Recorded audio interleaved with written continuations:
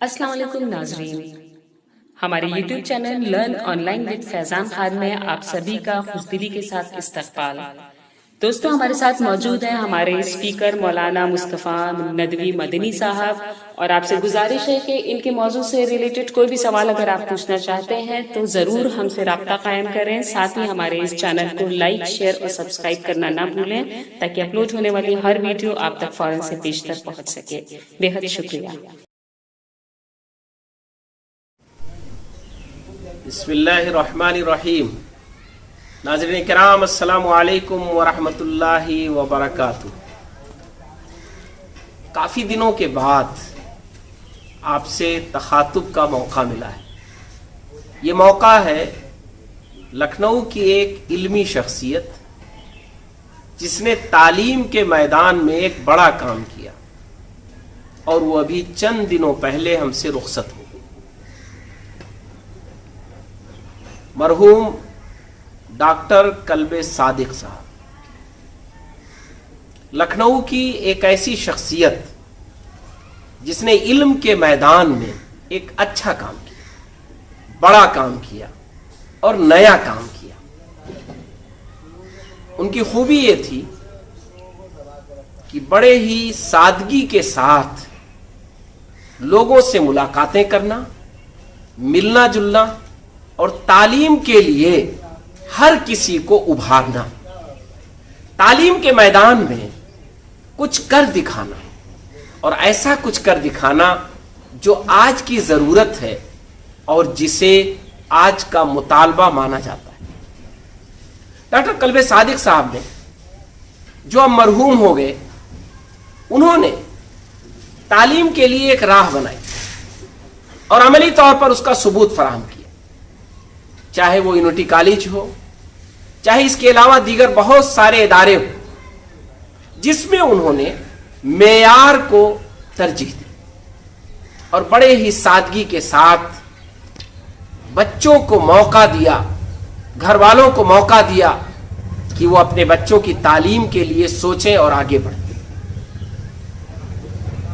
آل India Muslim personal law board کے نائب صدر کی حیثیت سے ہم لوگوں نے ان کو جانا اور دیکھا، زمانے سے دیکھا، طالب علمی کے زمانے سے دیکھا، اور پچھلے کئی سالوں سے لکھنؤ کی مختلف ملی اور تعلیمی سرگرمیوں میں قریب سے دیکھنے کا موقع ملا۔ ہمیشہ ان کی گفتگو تعلیم پر ہوتی تھی، ادب اور تہذیب پر ہوتی تھی، انسانیت پر ہوتی تھی اور انسانوں کی بھلائی کی ہوتی تھی۔ علوم شریعہ کے وہ ماہر نہیں تھے، بہت سارے علوم کے وہ متخصص نہیں تھے، تفسیر اور حدیث ان کا مشغلہ نہیں تھا، اور نہ اس میں انہیں کوئی مقام دیا جا سکتا ہے، لیکن قرآن سے واقف تھے اور احادیث سے واقف تھے۔ خلفائے راشدین میں خصوصاً حضرت علی رضی اللہ تعالیٰ عنہ کے اقوال ضرور نقل کرتے تھے، اپنے تجربات کو سامنے رکھتے تھے، اور گفتگو کو بہت ہی سادہ، بڑا ہی دل آویز اور خوبصورت انداز میں لوگوں کے سامنے رکھ دیا کرتے تھے۔ یقین جانیے کہ انہوں نے جو باتیں رکھی تعلیم کے میدان میں یا ملی ہم آہنگی اور رواداری کے میدان میں، یا بین المذاہب تعارف اور ایک دوسرے کے ساتھ ہمدردانہ اور انسانی بنیادوں پر تعلقات کے تعلق سے، وہ باتیں بڑی ہی نیچرل تھی۔ اور اگر آپ تاریخ میں پڑھیں گے تو آپ کو نمونہ ملے گا کہ رسول اللہ صلی اللہ علیہ وسلم نے عرب میں، جہاں پڑھنے لکھنے کا رواج نہیں تھا، تعلیم کا رواج ڈالا۔ یہ ممکن ہے کہ ہم یہ سوچیں کہ ایک ایسا ماحول جہاں تعلیم پر توجہ نہیں ہے، لوگ تعلیم یافتہ نہیں ہے، تعلیم کی اہمیت ان کے سامنے نہیں ہے، تعلیم کے لیے وہ زیادہ سرگرم نہیں ہے، ان کے سامنے تعلیم پر گفتگو بڑی مشکل ہوگی، اور یہ کوشش برسہ برس لگ جائے گا تب کہیں کامیاب ہوگی۔ ڈاکٹر قلب صادق صاحب نے یہ ثابت کر دیا کہ نہیں، ایسا نہیں. اور یقیناً تاریخ میں جب آپ جائیں گے تو محمد رسول اللہ صلی اللہ علیہ وسلم نے اعلیٰ پیمانے پر یہی ثابت کر دکھایا تھا کہ اس ماحول میں جہاں تعلیم نہ ہو لوگوں کو تعلیم یافتہ بنایا جا سکتا ہے. حضرت عمر فاروق رضی اللہ تعالیٰ عنہ نے جو انسانی رواداری کا اور بین المذاہب تعلقات کا ایک انداز اپنایا تھا، ثابت کر دیا تھا کہ دنیا میں تعلقات کو استوار کیا جا سکتا ہے. خلفائے راشدین کا پورا دور اسلامی تاریخ کا سنہرا دور ہے، اور خلفائے راشدین نے ان تمام کوششوں کو کامیابی سے ہمکنار کیا جو انسانی سماج اور سوسائٹی کے لیے ہوتی ہیں. ہم اور آپ تو اس کا ایک عکس لے کر، اس کی ایک مثال لے کر، اس کی کچھ چیزوں کو سامنے رکھ کر بہت کچھ کر سکتے ہیں. ڈاکٹر قلب صادق صاحب کے سامنے بھی حضرت علی رضی اللہ تعالیٰ عنہ جو خلیفہ راشد میں چوتھے خلیفہ ہیں، ان کے اقوال ان کے سامنے ہوتے تھے اور اکثر وہ اسے دہرایا بھی کرتے تھے. گویا انہوں نے ان کی زندگی سے جو علم کا سرچشمہ تھے اور جنہیں ذہانت بھی اللہ نے دی تھی اور تجربہ بھی دیا تھا، اور 3 خلفائے راشدین کی صحبت بھی انہیں ملی تھی. انہوں نے وہ دور بھی دیکھا تھا جو دور صدیقی ہے، وہ دور بھی دیکھا تھا جو دور فاروقی اور دور عثمانی ہے، اور عہد رسالت کو بھی بچپن سے اپنے دیکھا تھا. تو وہ تجربات کا ایک مجموعہ تھے.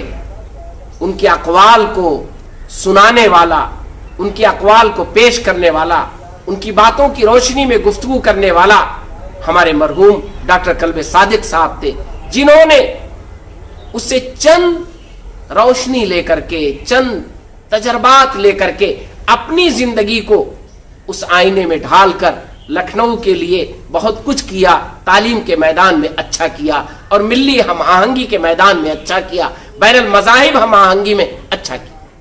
یقین جانیے ان کی شخصیت سے آپ بہت سارے مسائل میں اختلاف کر سکتے ہیں، اور شخص تو وہی ہوتا ہے جس سے اختلاف کی گنجائش ہوتی ہے. انسان تو وہی ہے جو انسان ہے، لیکن اس کے کارناموں سے اختلاف کی گنجائش نہیں ہے. اس کے کارنامے اس کے لیے ایک منہ بولتا ثبوت ہے، جیتی جاگتی ثبوت ہے.